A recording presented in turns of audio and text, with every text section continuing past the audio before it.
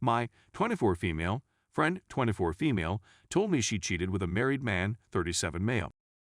In other words, I'd known Abigail 24 female since we were children. A huge group of people, including a married couple, James 37 male and his wife, had just returned from an international vacation with which she had just returned. Wyatt 25-year-old male, her boyfriend, did not accompany her, and I did not accompany her.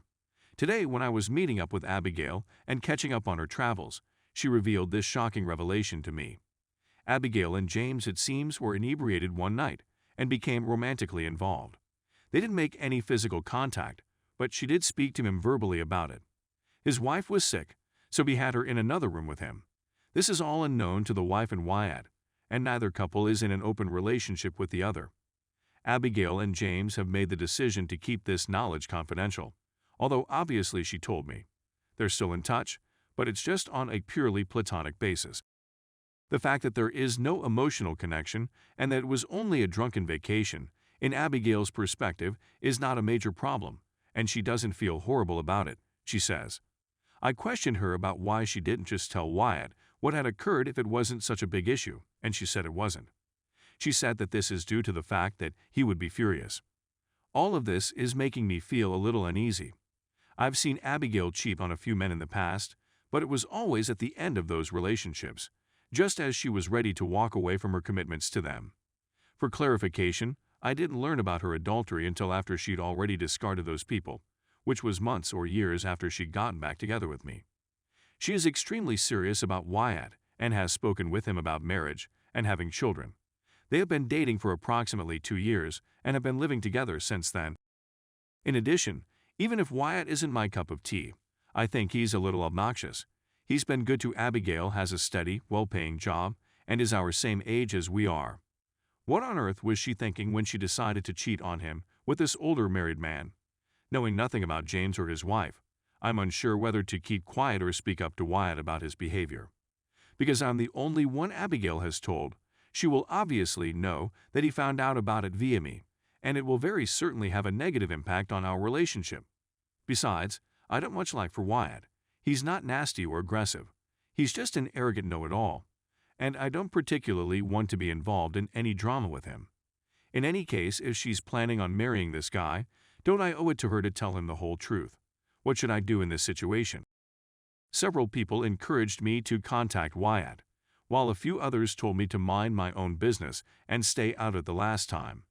So I confronted Abigail one more time, telling her that she needed to accept responsibility and confess to Wyatt, or else I would alert him of her conduct. Wyatt, on the other hand, found out before we ever got together to have that conversation.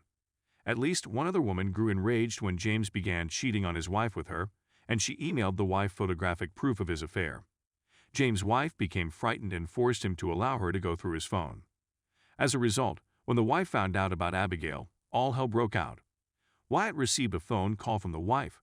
Wyatt and James are apparently family friends, something I was unaware of at the time. He got in his car and went over to James' house to confront him in person. A brawl ensued, and Wyatt wound up in the police station as a result. Abigail called me in tears, pleading with me to give her a ride to the police because Wyatt had driven their car to James' place of business. Given that I had no idea what was going on, I agreed, and we headed down to the basement, where I was given the whole rundown of what had happened.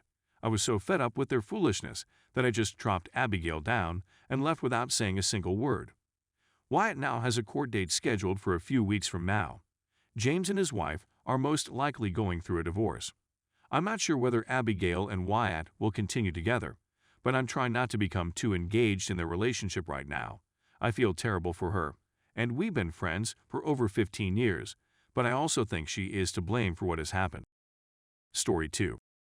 Found out about my wife's work affair last night. So my wife and I just celebrated our 6th wedding anniversary. Together for 10 years.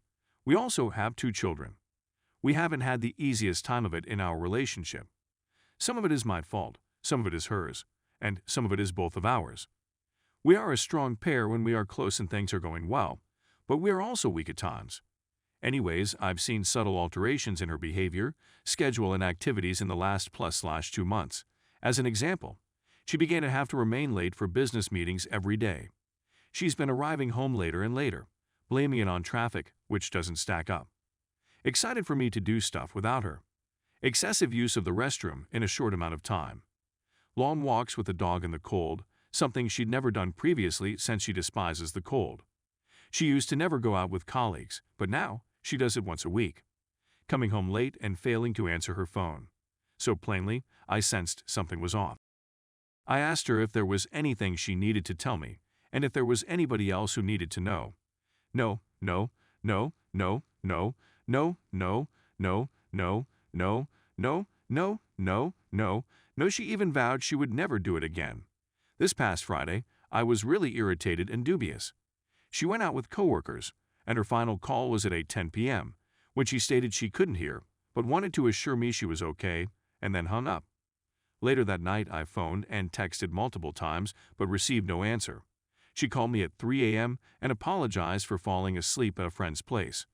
That did not set well with me. Something didn't feel right.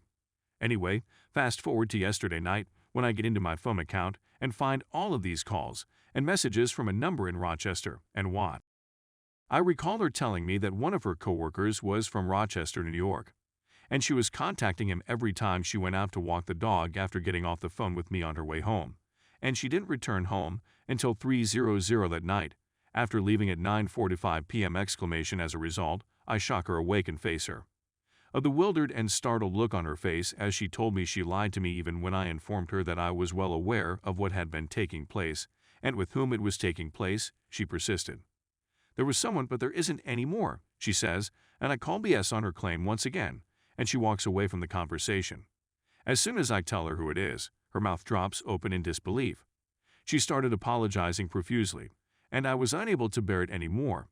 My relationship with her has suffered greatly, and I'm not sure what I'll do to repair the damage. Now she's telling me that he was just a friend and an easy person to talk to, but based on the amount of calls and texts, the time, the days, and the lengths, I have a strong gut feeling that it was much more than that and that they slept together in some capacity. Tell me what you think in the comments. The following is an edited version of my original post. Although I am normally strong and sensible, I am feeling incredibly vulnerable, defeated, and helpless at the present time. There are times when it is impossible to prevent the tears from streaming down your face and avoid plunging into a never-ending pit of anguish. The only thing that keeps me afloat is your support. Edit 2. Looking at the call log chronology, it seems that she received a number of calls while she was out of the house and not available to take a call. However, he did not get any SMS messages from anybody.